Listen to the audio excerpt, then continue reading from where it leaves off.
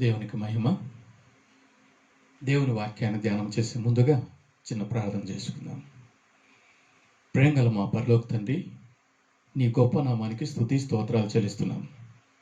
ప్రియ ప్రభువా, నీ మాటలు మేము ధ్యానం చేస్తుండగా నీ ప్రత్యక్షత మాకు అనుగ్రహించి, నీ ఆశీర్వాదాలు మాకు ప్రసాదించి, మీకు మహిమ మాకు ధన్యత అనుగ్రహింపచేసి దీవించి కాపాడారని నమ్మి స్తుతిస్తూ యేసుక్రీస్తు నామాన్ని బట్టి వేడుకున్నా నా ప్రియ పరలోక తండ్రి, ఆమేన్. దేవునికి స్తోత్రం. యేసుక్రీస్తు వారి యొక్క పరిశుద్ధ నామములో మీకు అందరికీ కూడా నా హృదయపూర్వక వందనాలు తెలియజేసుకుంటున్నాను. ప్రభు కృపను బట్టి అందరూ కూడా ఆరోగ్యంగా ఆశీర్వదాయకంగా ఉన్నారని ఆ ప్రభువుని నేను స్తుతిస్తున్నాను. ఈరోజు వాక్యాన్ని ధ్యానం చేసే దానికోసం పరిశుద్ధ గ్రంథంలో నుంచి కీర్తనలు 39:6 వచనాన్ని చదువుకొని ధ్యానం చేస్తాం. కీర్తనలు 39:6 వచనం. మనుషులు వట్టి నీడ వంటి వారై తిరుగులాడుదురు. ఇంకొక చోట కూడా మనము గమనించినట్లయితే యోబు గ్రంథము 8:8 వచనాన్ని గమనించినట్లయితే ఈ విధంగా ఉన్నది. భూమి మీద మన దినములు నీడవలే ఉన్నవి.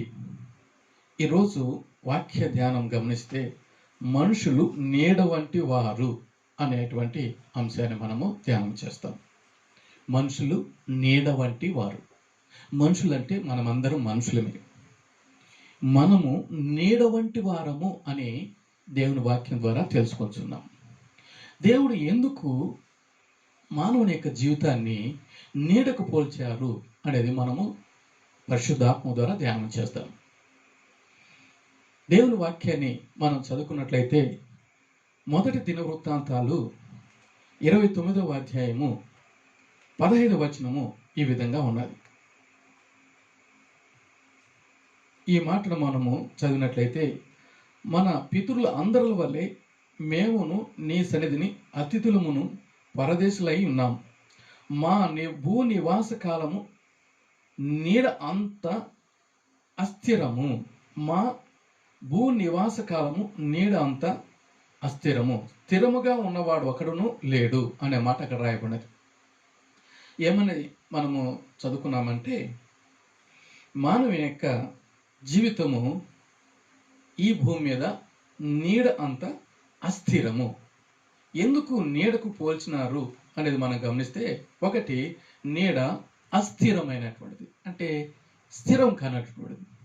నీడ ఇప్పుడు కొంత ఉండి ఆ తర్వాత తగ్గుతూ ఆ తర్వాత కనపడకుండా ఈ విధంగా అయిపోతుంది. నీడ అనేటువంటిది ఛాయ అని కూడా మనం పిలుచుకోగలుగుతాం. ఈ నీడ అస్థిరమైనటువంటిది అనేటిది మనము చూస్తున్నాం. దేవుడిలో స్థిరత్వం ఉన్నది. ఆయనలో ఏ ఛాయ లేదని, అంటే ఏ నీడ లేదని యాకోబు పత్రిక 1వ అధ్యాయము 17వ వచనం ఉన్నది. జ్యోతిర్మయుడైనటువంటి దేవుడు. అయితే మానవుడిగా ఈ లోకానికి, యేసుక్రీస్తుగా ఈ లోకానికి దేవుడు వచ్చాడు. మనందరి కొరకు ఆయన నరుడుగా వచ్చాడు, మానవుడిగా వచ్చాడు. మనకు ఆయన నీడను ప్రసాదించేవాడుగా ఉంటున్నాడు. దేవునికి స్తోత్రము. మనం గమనించలైతే అది స్థిరమైనదిగా ఉండేటట్లుగా చేస్తున్నాడు. అందుకే బండ నీడ అనేటువంటిది మనం చూడగలుగుతున్నాం. యెషయా గ్రంథం 32:2 చూస్తే బండ నీడ, బండ అనేటువంటి స్థిరత్వాన్ని చూపిస్తుంది. యేసు ప్రభు వారు మన జీవితాన్ని స్థిరమైనటువంటి జీవితంగా చేసేవాడుగా ఉన్నాడు. అంటే తాత్కాలికమైనటువంటి జీవితాన్ని శాశ్వతమైన జీవితంగా మార్చేవాడుగా ఉంటున్నాడు. గెరాసేను అన్నటువంటి ఒక దేశం ఉన్నది. ఆ దేశంలో ఒక దైవం పట్టిన వాడుగా ఉన్నాడు. అతడు ఇంట్లో ఉండడు, వీధిలో ఉండడు, ఊర్లో కూడా ఉండడు. ఎంత మనుషులు ప్రయత్నాలు చేసినా అతన్ని సాధుపరచలేకపోయారు. బట్టలు కూడా ధరించుకోడు, రాళ్ళతో కొట్టుకుంటాడు, కేకలు వేసుకుంటాడు. ఇట్లాంటి పరిస్థితుల్లో ఎవరు ఏమి చేసినా కానీ సాధుపరచలేకపోయారు. ప్రభువారు శరీరధారిగా ఉన్నప్పుడు అతన్ని సంధించి అతనిలో ఉన్నటువంటి దయాలన్నింటినీ దూరపరిచినప్పుడు అతడు స్వస్థచిత్తుడై బట్టలు ధరించిన వాడై ప్రభు పాదాల దగ్గర స్థిరంగా కూర్చున్నవాడుగా ఉంటున్నాడు.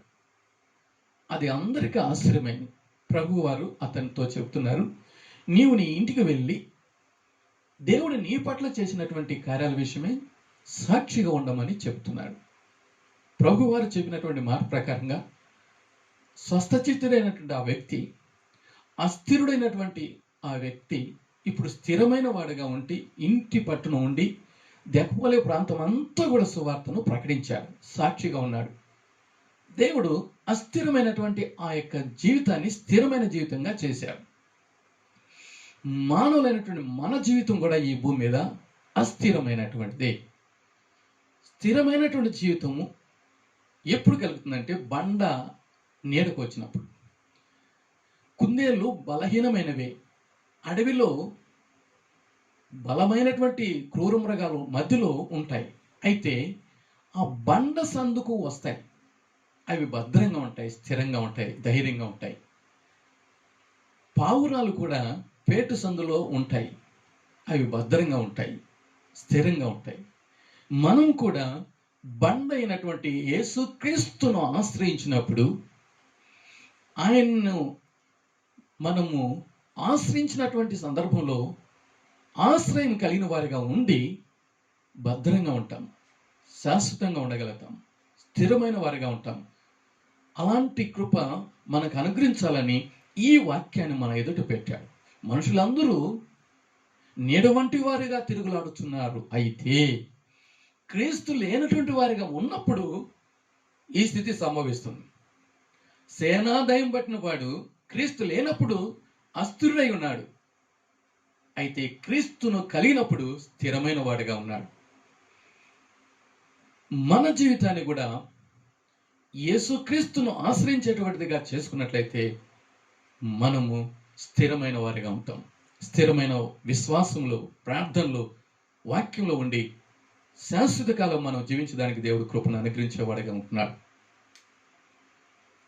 గుంటూరు ప్రాంతంలో మనందరికీ బాగా తెలిసినటువంటి గొప్ప దైవజనులు యేసన్న గారు చిన్న ప్రాయంలో మనసుకు స్థిమితం లేక ఇంటి పట్టున ఉండక ఎక్కడెక్కడో తిరిగేవాడు. ఒక సందర్భంలో ప్రభు యొక్క సన్నిధి, ప్రభు యొక్క వెలుగు ఆ బిడ్డను తాకినప్పుడు వెలుగు యేసన్న గారి పైన ప్రసరితమైనప్పుడు దేవుడు అతనికి జ్ఞానోదయం కలిగించి మంచి దేవుని బిడ్డగా మారిపోయి గొప్ప దైవజనుడుగా ఉండి ప్రపంచమంతా సువార్తను అందించి విస్తారమైనటువంటి ఆత్మలను రక్షించి దేవుని పిలుపును బట్టి దేవుని సన్నిధికి వెళ్ళడానికి దేవుడు కృప దయచేశాడు. దేవునికి మహిమ కలుగును గాక.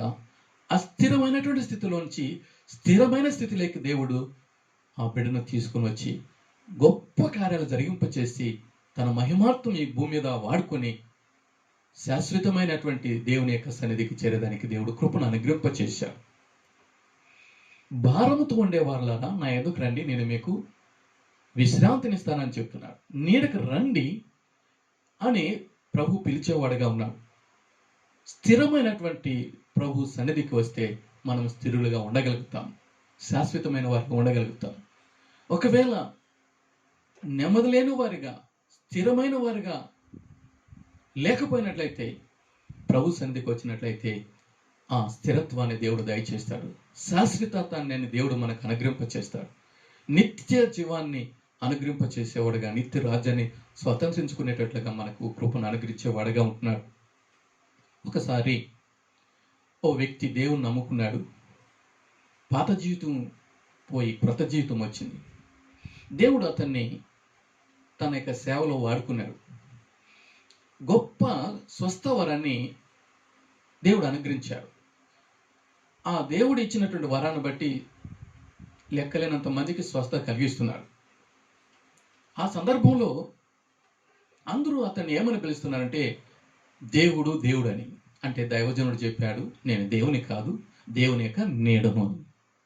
ఆ తర్వాత అందరూ అతన్ని దేవుడి నీడ నీడ అని పిలిచేవారుగా ఉంటున్నారు. అంటే దేవుడు మహిమ పొందాలి. దేవుని చాటుకు వచ్చిన వారు, దేవుణ్ణి ముందు పెట్టుకున్న వారు అలాగా దేవుణ్ణి మహింపరిచేవారుగా ఉండగలుగుతారు.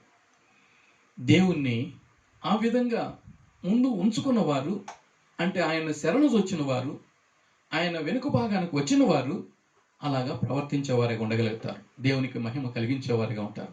వారి జీవితము శాశ్వతమైన జీవితంగా ఉండగలుగుతుందని దేవుడు తెలియజేస్తున్నాడు. దేవుడు అలాంటి కృపను మనందరికీ కూడా అనుగ్రహింప చేయనుగాక. ఈ భూమి మీద జీవిస్తుంటుండగా మనము నీడ వంటి వారం అయినప్పటికీ కూడా మనము బండ నీడకు వచ్చాము, ఆశ్రయాన్ని పొందుకున్నాము. బలహీనులమైనప్పటికీ కూడా దేవుడు మనలను బలమైన వారిగా, స్థిరమైన వారిగా, దృఢమైన వారిగా, శాశ్వతమైన వారిగా ఆయన మనల్ని మలుచుకోగలిగాడు. దేవుడు అలాంటి కృప మనందరికీ ప్రసాదింప చేయనుగాక. రెండవదిగా గమనించినట్లయితే నీడ ఇంకా ఎలాంటిదని మనం చూసినట్లయితే యోబు గ్రంథము 14వ అధ్యాయము 2వ వచనాన్ని చదివినట్లయితే ఈ విధంగా ఉన్నది. స్త్రీ కనిన నరుడు కొద్ది దినములకు అలవాడై మిక్కిలి బాధనుందును. పువ్వు వికసించినట్లు వాడు పెరిగి వాడిపోవును. నీడ కనపడకపోవునట్లు వాడు నిలువక పారిపోవును. ఈ మాటను మనం గమనిస్తే నీడ కనపడకపోవునట్టు వాడు నిలువక పారిపోవును. నీడ కనపడకన్నా పోతుంది. అట్లా మనిషి ఈ భూమి మీద కొంతకాలం కనపడి మాయమైపోతాడు, కనుమరుగైపోతాడు, కనపడకుండా పోతాడు. కనుక యేసుక్రీస్తును ఆశ్రయించిన వారికి దేవుడు తన కృపను బట్టి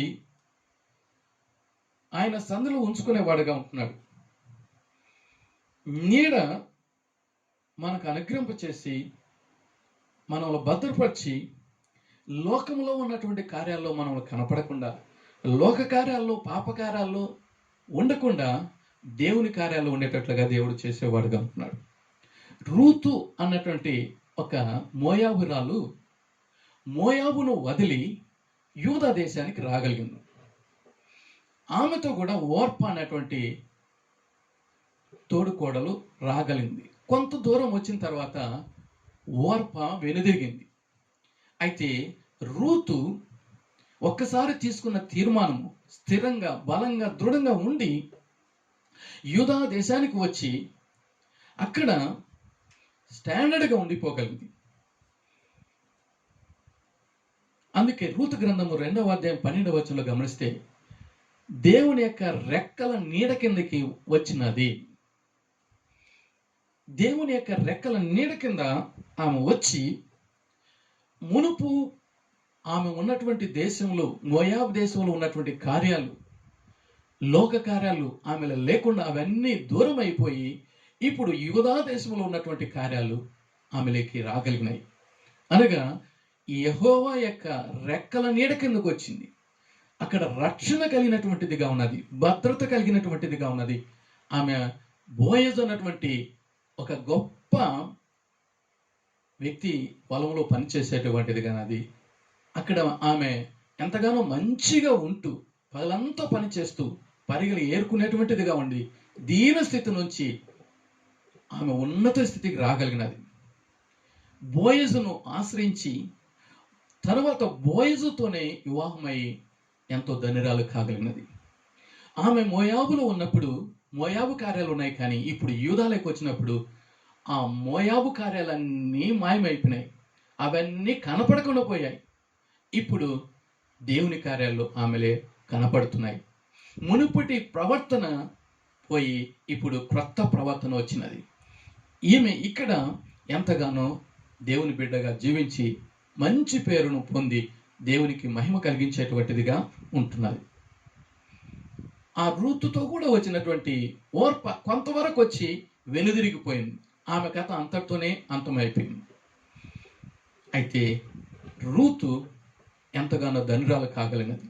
గమనించినట్లయితే ఆమె దేవుని యొక్క రెక్కల నీడి కిందకి వచ్చింది.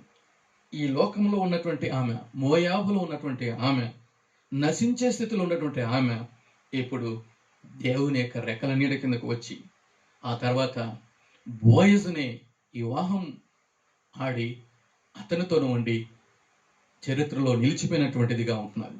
ఇజ్రాయిల్లో నిలిచిపోయినటువంటిదిగా ఉంటున్నది. కనుక మన జీవితంలో కూడా మునుపు కార్యాలు, పాప కార్యాలన్నీ మర్చిపోయేటట్లుగా, కనపడకపోయేటట్లుగా నూతన కార్యాలు మనలో ఉండేదానికి పరిశుద్ధాత్మ దేవుడు మనకు కృపను అనుగ్రహింప చేయనుగాక. దేవుని రెక్కల నీడ కిందకు వచ్చినప్పుడు అలాంటి ధన్యతను మనం పొందుకోగలుగుతాం. ఎప్పుడైతే వెలుగైనటువంటి యేసుక్రీస్తును ఆశ్రయిస్తామో అలాంటి ధన్యతను మనం పొందుకోగలుగుతాం. ఒక రాజుకు ఒక ఆలోచన వచ్చినది.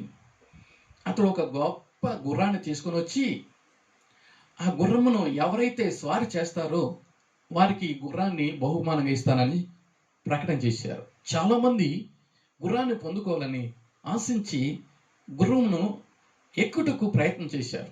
అయితే ఎవరు ఎక్కలేకుండా అది కింద పడేసేటువంటిదిగా ఉన్నది.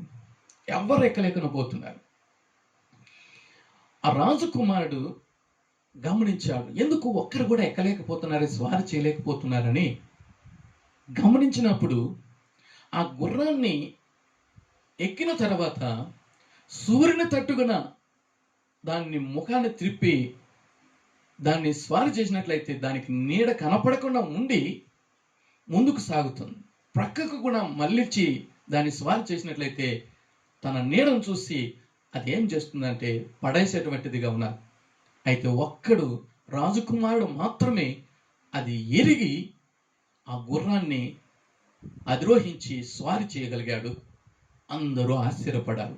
తర్వాత తెలుసుకుంటే కారణం ఏమిటంటే ఆ గుర్రము సూర్యుని తట్టు కాకుండా మిగతా తట్టు తిరిగి ఎవరైతే దాన్ని స్వారీ చేస్తారో అది పడవేసేటువంటిదిగా ఉన్నది. సూర్యుని తట్టు తిరిగి స్వారీ చేసినప్పుడు దానికి నీడ కనపడకుండా ఉండి అది ముందుకు సాగేటువంటిదిగా ఉన్నది. యేసుక్రీస్తు తట్టు తిరిగినట్లయితే వారు ఆయన తట్టు తిరిగి వారికి వెలుగు కలిగను. అలాంటి స్థితిని మనకు దేవుడు అనుగ్రహించేవాడుగా ఉంటున్నాడు. రూతు వెనక్కి మరలేదు. ఒక్కసారి తీసుకున్నటువంటి తీర్మానము, యూదులు దేవుడే నా దేవుడు, యూదుల ప్రజలే నా ప్రజలు, యూదా దేశమే నా దేశము అనే గొప్ప తీర్మానం తీసుకొని స్థిరమైనటువంటి విశ్వాసములో యెహోవా రెక్కల నీడ కిందకు వచ్చి బోయజును భర్తగా పొందుకొని తన జీవితాన్ని ఆశీర్వదకరంగా మలుచుకోగలిగినది, దాని రాలు కాగలిగినది. కనుక రెండవదిగా మనం గమనిస్తే కనపడకపోయేటువంటి నీడ కాదు, ఇప్పుడు స్థిరమైనటువంటి దేవుని ఆశ్రయాన్ని ఆమె పొందుకునేటువంటిదిగా ఉన్నది. దేవుని రెక్కల నీడ కిందకి వచ్చేటువంటిదిగా ఉన్నది. ఆయన శరణు వచ్చినటువంటిదిగా ఉన్నది. ఆయన్ను ఆశ్రయముగా కలిగినటువంటిదిగా ఉన్నది. ధన్యురాలుగా ఉంటున్నది. మనం కూడా అలాంటి ధన్యతను స్వతంత్రించుకునే దానికోసం పరిశుద్ధాత్మ దేవుడు కృపను అనుగ్రహింప చేయనుగాక. లోకం తట్టు, లోక కార్యాల తట్టు, పాపము తట్టు, పాప కార్యాల తట్టు తిరిగినట్లయితే ఈ లోకపు నీడలో ఉంటారు. దేవుని నీడలేకి రాలేరు, దేవుని రెక్కల కిందికి రాలేరు. అందుకే సిలువ నీడకు మనం ఆశ్రయించే వారిగా ఉండాలి. యేసు క్రీస్తు సిలువ చెంతకు వస్తే, సిలువ నీడను ఆశ్రయిస్తే మనము ఎంతో ధనులు కాగలుగుతామని దేవుడు తెలియజేసేవాడుగా ఉంటున్నాడు. వారు ఆయన తట్టు తిరిగిరి, వారికి వెలుగు కలిగను. అలాంటి కృపను పరిశుద్ధాత్మ దేవుడు మనకు అనుగ్రహింప చేయనుగాక. మత్తయి 4:16 చూస్తే, లూకా 1:79 చూస్తే, మరణ ఛాయలో కూర్చున్న వారికి వెలుగు ఉదయించెను. మనకు నీతి సూర్యుడు ఉదయించాడు. యేసుక్రీస్తు మనకు వెలుగును ప్రసాదించిన వాడుగా ఈ లోకపు చీకటిని, ఈ లోకపు ఛాయను తీసివేసి ఆయన నీడను, ఆయన ప్రసన్నతను మనకు అనుగ్రహించేవాడుగా ఉండి మన ద్వారా మహిమ పొందేవాడుగా ఉంటున్నాడు. అలాంటి కృపను దేవుడు రూతుకు ప్రసాదించిన దేవుడు మనకు కూడా, నీకు నాకు అందరికి కూడా అనుగ్రహింప చేయనుగాక. మూడవదిగా గమనించినట్లయితే దాటిపోవు నీడ అని మనం చూడగలుగుతాం. మొదటిగా అస్థిరమైనదిగా ఉంటున్నది, రెండవది కనపడకన్నా పోయేటువంటిదిగా ఉన్నది, మూడవది 144వ కీర్తన 4వ వచనాన్ని గమనించినట్లయితే ఈ విధంగా ఉన్నది. నరులు వట్టి ఊపిరిని పోలి ఉన్నారు, వారి దినములు దాటిపోవు నీడవలే ఉన్నది. నీడ దాటిపోతుంది. దాటిపోకుండా దేవుని సంధిలో ఉండేటట్లుగా దేవుడు కృపను అనుగ్రహించేవాడుగా ఉంటున్నాడు. యోహాను 5:24 చూసినట్లయితే, నా మాటలు విని నన్ను పంపిన వాని యందు విశ్వాసం ఉంచు వాడు నిత్య జీవం కలవాడు, వాడు తీర్పులోనికి రాక మరణంలో నుండి జీవంలోనికి దాటి ఉన్నాడు అనే మాట అక్కడ దేవుడు తెలియజేస్తున్నాడు. ఈ లోకంలో నుంచి మనము పరలోకానికి దాటుకునే వారిగా ఉంటాం. ఎవరైతే యేసుక్రీస్తు నామములో విశ్వాసం ఉంచుతారో వారు మరణం నుంచి జీవంలోకి దాటుకోగలుగుతారు. అలాంటి దాటుకున్న వారు దేవుని చేతి నీడలో ఉండగలుగుతారని మనం చూడగలుగుతున్నాం. యెషయా గ్రంథము 49వ అధ్యాయం 2వ వచనంలో ఆయన చేతి నీడలో మనల్ని ఉంచుకునేవాడుగా ఉన్నాడు. ఎందుకంటే ఆయన మనల్ని సృష్టికర్త, మనల్ని నడిపించేవాడు, మనల్ని పోషించేవాడు, మనల్ని భద్రపరిచేవాడు, మనల్ని కాపాడే దేవుడు. ఆ యొక్క స్థితి నుంచి అంటే మరణంలోంచి జీవంలోకి దాటింపచేసేవాడుగా ఉంటున్నాడు. తల్లిలా లాలించేవాడు, తండ్రిలా పాలించేవాడు. ఆయన మనల్ని ఆయన చేతిలో చెక్కుకున్నవాడు, ఆయన చేతి నీడలో దాచుకున్నవాడుగా ఉంటున్నాడు, భద్రపరుచుకున్నవాడుగా ఉంటున్నాడు. అలాంటి మంచి దేవుని మనము కలిగిన వారిగా ఉంటున్నాం. కనుక మరి 91వ కీర్తన 1వ వచనం ప్రకారంగా మనం గమనిస్తే మహోన్నతుని చాటును నివసించువాడే సర్వశక్తిని నీడను విస్తరించువాడు. పరమగీతం 2:5లో చూస్తే జల్దరు వృక్షపు నీడలో నేను ఆనందభరితురాలనైతునని సులమతి చెప్పేటువంటిదిగా ఉంటున్నది. యెషయా గ్రంథం 57:1-2 వచనాల ప్రకారం గమనిస్తే నీతిమంతులను దేవుడు ఈ లోకపు శ్రమలన్నిటిలోంచి తీసివేసి ఆయన యొక్క విశ్రాంతిలోకి నడిపించేవాడుగా ఉంటున్నాడు. అబ్రహాము ఊరు అన్నటువంటి ప్రాంతంలో నుంచి దేవుని పిలుపును బట్టి ఆయన కానానుకు రాగలిగాడు. ఆయన ఆ ఊరు అన్నటువంటి ప్రాంతం నుంచి కానానుకు వెళ్ళేటప్పుడు నదిని దాటిన వాడుగా ఉన్నాడు. కనుక అందుకే అతనికి పేరు హెబ్రీయుడు. హెబ్రీయుడు అనగా దాటినవాడు. దేవుని నమ్మినట్లయితే మరణంలోంచి జీవంలోనికి దాటిన వారిగా ఉండగలుగుతారు. శ్రమల మనం దాటిన వారిగా ఉంటాం. పాపాల నుంచి మనం దాటుకున్న వారిగా ఉండేవారిగా ఉంటాం. ఇక్కడ నీడ దాటిపోయేటువంటిదిగా ఉంటున్నది. అంటే దేవుడు ఈ లోకంలోంచి మనల్ని దాటింప చేసి పరలోకంలో చేర్పించేవాడుగా ఉంటున్నాడు. అలాగ దాటలేని వాడు అగ్నిగుండంలో పడతాడు. అక్కడ శిక్ష ఉంటుంది. భయంకరమైనటువంటి శిక్ష, ఏడ్పును పండ్లు కొరిగేటువంటి స్థితి ఉంటున్నది. కనుక మనముల దేవుడు ఆ స్థితిలోంచి తప్పించి నిత్య రాజ్యములో, నిత్య విశ్రాంతిలో, నిత్యము యుగయుగాలు కూడా దేవునితో ఉండేటువంటి భాగ్యాన్ని దేవుడు మనకు అనుగ్రహించేవాడుగా ఉంటున్నాడు.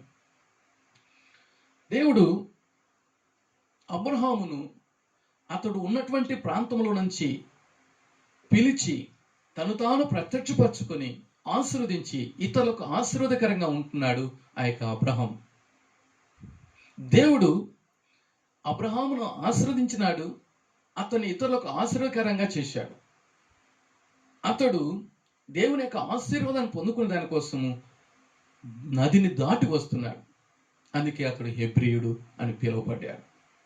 మనం కూడా మరణంలో నుంచి జీవంలోకి దాటిన వారిగా ఉండేవారిగా ఉండాలని దేవుడు కోరుకుంటున్నాడు. ఇజ్రాయేలు ఐగుప్తు నుంచి విడుదల పొంది ఎర్ర సముద్రాన్ని దాటారు, యోర్దాను నదిని దాటారు. వారు వాగ్దత్త భూమిలోకి ప్రవేశించగలిగారు. మనం కూడా ఈ లోకమును దాటి పరలోకములో ప్రవేశించే వారిగా ఉండాలంటే క్రీస్తు నందు విశ్వాసం ఉంచి ఆయన బిడ్డగా జీవించే వారిగా ఉండి మనము ఈ మరణమును దాటుకునే వారిగా ఉండాలని దేవుడు ఆశించిన వాడుగా ఉంటున్నాడు. అలాంటి కృపను పరిశుద్ధాత్మ దేవుడు మనకు అనుగ్రహింప చేయుగాక. దేవుడు ఒక గ్రామంలో ఒక విశ్వాసి ఉండేటువంటిది. ఆమె గేదెలు ఎక్కువగా ఉంటే ఒక పాలు అమ్మేటువంటిదిగా ఉంటున్నది. తాను ఉన్నటువంటి చిన్న గ్రామం నుంచి పట్టణానికి ఆమె వెళ్లాల్సి ఉంటుంది. ఉదయమే పాలన్నీ పితికి పాత్రలో ఉంచుకొని పట్టణానికి తీసుకువెళ్ళి అమ్మేటువంటిదిగా ఉన్నది. వెళ్ళేటువంటి దారిలో ఒక చిన్న కాలువ ఉన్నది. కాలువ దాటాలంటే అక్కడ మరి ఒక వ్యక్తి ఒక చిన్న సాధనాన్ని ఉంచి ఆ యొక్క బల్లకట్టు ఉన్నటువంటి దాంట్లో నుంచి కొంతమందిని ఆ వైపున దాటించేవాడుగా ఉంటాడు. ఈ స్త్రీ కూడా మామూలుగా ఆ బల్లకట్టు దాంట్లో కూర్చొని ఆ పెద్ద కాలం దాటేటువంటిదిగా ఉండి తన పనిని ఆమె జరిగించుకునేటువంటిది. ఈమె విశ్వాసి, ప్రభు నమ్మిన బిడ్డగా జీవిస్తున్నది. ఆమె పాలు ఇచ్చే వారిలో పాస్టర్ గారికి కూడా పాలు ఇచ్చేటువంటిదిగా ఉంటుంది.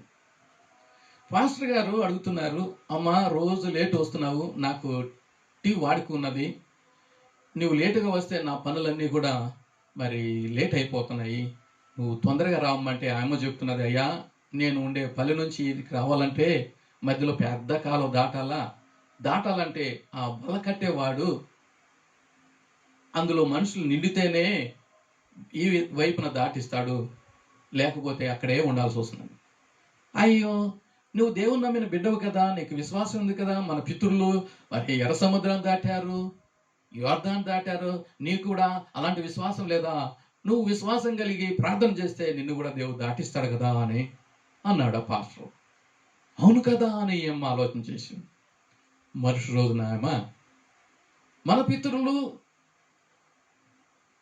ఎర్ర సముద్రం దాటారు, యోర్దాను దాటారు, నేను కూడా ప్రార్థన చేస్తాను, నన్ను కూడా దేవుడు దాటింపచేస్తాననేసి ప్రార్థన చేసుకునేప్పుడు నీటి మీద నడిచినది.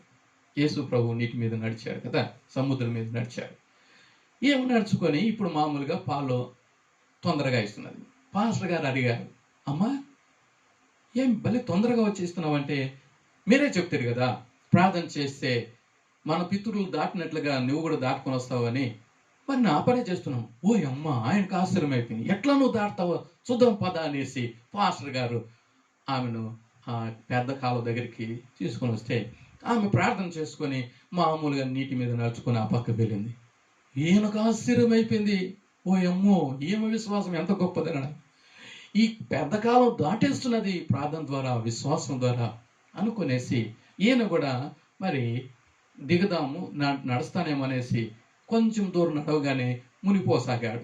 ఆమె అంటున్నది, అయ్యా మీరెందుకు మునిగిపోతున్నారంటే మీరు మునిగిపోతారని పంచి ఎగ్గట్టుకుంటున్నారు కనుకనే మీరు మునిగిపోతున్నారు, మీలో విశ్వాసము తక్కువ ఉంది, నాకు దేవుడు విశ్వాసం ఉంచిన కారణాన్ని బట్టి నేను దాటేసినానని చెప్పగలను. అప్పుడు ఆయన ఆశ్చర్యపడే, అవును నా విశ్వాసము తక్కువే, బలహీనమే.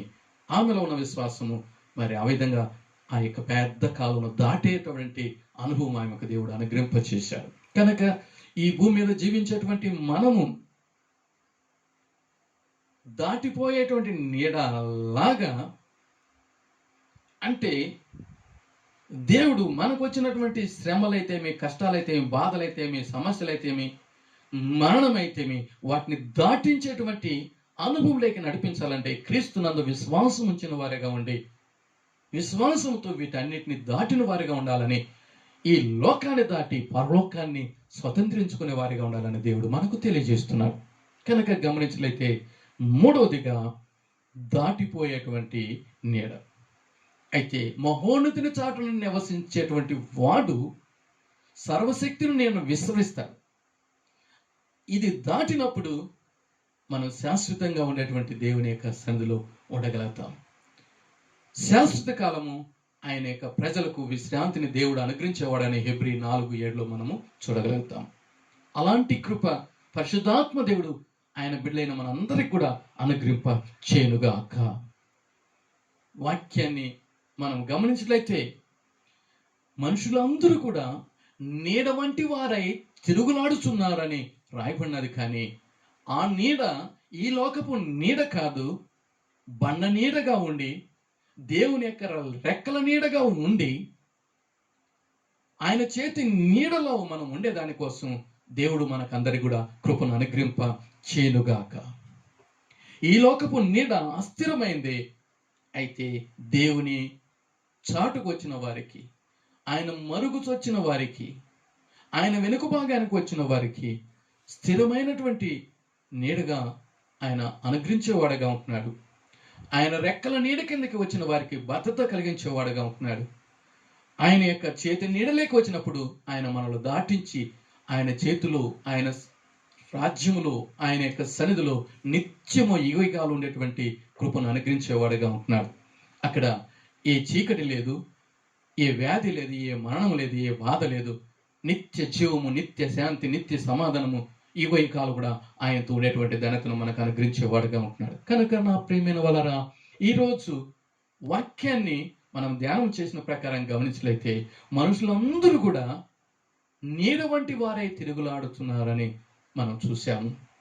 అయితే అలాంటి మనుషులు కాదు, మనము స్థిరమైనటువంటి బిడ్డలుగా ఉండేదాని కోసము, ప్రభునందు విశ్వాసం ఉంచి ఆయన ఆశ్రయించిన వారిగా ఉండేదాని కోసం దేవుడు సహాయం చేశాడు. అలాంటి సహాయాన్ని పొందుకున్న వారిగా ఉండేదానికి దేవుడు సహాయం అనుగ్రహింప చేయునుగాక, కృపను ప్రసాదింప చేయునుగాక. ఇంకను ఆశ్రయించకపోయినట్లయితే కుందేళ్ళు ఏ రీతిగా ఆశ్రయిస్తాయో, అలాగా పావురాలు ఎలాగా ఆశ్రయిస్తాయో మనం కూడా ఆశ్రయించడానికి, ఆయన నీడలో ఉండేదానికి, స్థిరంగా బండ నీడలో ఉండేదాని కోసం, క్రీస్తు నీడలో ఉండేదాని కోసం ప్రభు కృపను అనుగ్రహింప చేయునుగాక. రూతు తన యొక్క ముందు జీవితం అంతా మర్చిపోయి ఆమె ఆ యొక్క మోయాబులో ఉన్నటువంటి అనుభవం కాకుండా యూదాలో ఉన్నటువంటి అనుభవం కలిగినటువంటిదిగా ఉండి మన జీవితాన్ని కూడా అలాగా మార్చబడేదానికి పరిశుద్ధాత్మ దేవుడు మనకు కృపను అనుగ్రహింప చేయనుగాక. అలాంటి ధన్యతను పరిశుద్ధాత్మ దేవుడు అనుగ్రహింప చేయనుగాక. ఆయన రెక్కల నీడ కింద ఉందాం.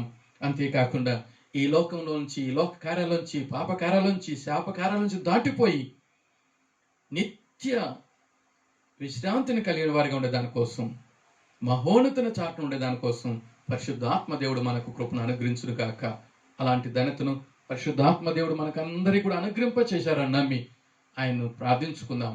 దేవుడు మనందరినీ కూడా ఆశ్రయించును గాక. ఈ వాక్యాల ద్వారా దేవుడు మహిమ పొందును గాక. ప్రార్థన చేసుకుందాం. ప్రేమగల మా పరలోక తండ్రి, నీ పరిశుద్ధ నామానికి స్తుతి స్తోత్రాలు చెల్లిస్తున్నాం. మేమందరము మానవులమే. మా జీవితము ఈ భూమి మీద నీడ వంటిదే. అయితే ఈ నీడ అస్థిరమైంది. ఈ నీడ కనపడకుండా పోతుంది. ఈ నీడ దాటిపోతుంది. అయితే ఇలాంటిది కాకుండా స్థిరమైన నీడగా నీ రెక్కల నీడ కిందకి మేము వస్తున్నాం. నీ బండ నీడ కిందకి వస్తున్నాం. రెక్కల నీడ కిందకి వస్తున్నాం. మహోన్నతమైన నీ చాటుకు వస్తున్నాం. నీ చాటును మేము విస్తరించడానికి మాకందరికి కూడా కృపను ప్రసాదించమని మనం చేస్తున్నాం. ఇంకను నిన్ను ఆశ్రయించకుండా అస్థిరమైనటువంటి ఈ లోకపు నీడ జీవితం ఎవరిలో ఉన్నదో వారు నీ దగ్గరికి వచ్చుటకు, నిన్ను ఆశ్రయించుటకు నీ కృపను ప్రసాదించమని ప్రార్థన చేస్తున్నాం తండ్రి. మాలో ఈ లోకానికి సంబంధించిన ఏ కార్యాలు లేకుండా అవన్నీ దూరం అయిపోయి కనపడకుండా పోయి నీ కార్యాలు మాలో కనపడేదానికి రూతులో పొందిన అనుభవం మాకు కూడా ప్రసాదించమని ప్రార్థన చేస్తున్నాం తండ్రి. అబ్రహాము తాను నీ పిలుపును బట్టి నీవు వాగ్దాత్వ భూమిలోకి అతనికి నడిపించేటప్పుడు నదిని దాటి మీ వాగ్దానాన్ని స్వతంత్రించుకోగలిగాడు. నీ వారసత్వాన్ని పొందుకోగలిగాడు. తాను ఆశీర్వదింపడు అనేక మందికి ఆశీర్వాదకరంగా ఉన్నారు. అలాగా మమ్మల్ని చేయమని ప్రార్థన చేస్తున్నాం. ప్రస్తుతము ప్రపంచంలో ఉన్నటువంటి కరోనా వ్యాధి నుంచి బిడ్డలను రక్షించి కాపాడమని వేడుకున్నాం తండ్రి. మరణ ఛాయ నుంచి జీవంలోకి మీరు నడిపించమని వేడుకున్నాం తండ్రి. నీ కృప అందరికీ అనుగ్రహించమని మనం చేస్తున్నాం. మీరు మా కొరకు సమస్తాన్ని త్యాగం చేసి మానవుడిగా మా కొరకు వచ్చి మేము పొందవలసినటువంటి శిక్షను మీరు పొంది మీ జీవాన్ని, మీ ఆరోగ్యాన్ని, మీ సమస్తాన్ని మాకు అనుగ్రహింప చేశారు. కన తండ్రి, నీకు కృతజ్ఞతాస్తుతి స్తోత్రాలు. ఇంకను నిన్ను ఆశ్రయించుకుని ఉండేవారు, నీ బండ నీడ కిందకి రాలేకుండా ఉండేవారు వచ్చేటట్లుగా చేసిన దానికై, నీ రెక్కల నీడ కిందకి వచ్చేటట్లుగా చేసిన దానికై, మహోన్నతుడైనటువంటి నీ చేతి నీడ కిందకి వచ్చే దానికోసం మాకందరికి కూడా సహాయం చేసి నీతో సదాకాలం ఉండేటువంటి భాగ్యాన్ని మాకందరికి దయచేశారని నమ్మి స్తుతిస్తూ యేసుక్రీస్తు నామాన్ని బట్టి వేడుకున్నాను నా ప్రియ పరలోక తండ్రి. ఆమేన్. ప్రభువైనటువంటి యేసుక్రీస్తు కృపయు, తండ్రి దేవుని ప్రేమయు, పరిశుద్ధాత్మకమైన సహవాసం ఆయన బిడ్డలైన మనందరికీ సమస్త పరిశుద్ధులకును ఇప్పుడు ఎల్లప్పుడు సదాకాలము తోడై ఉండుగాక. ఆమేన్.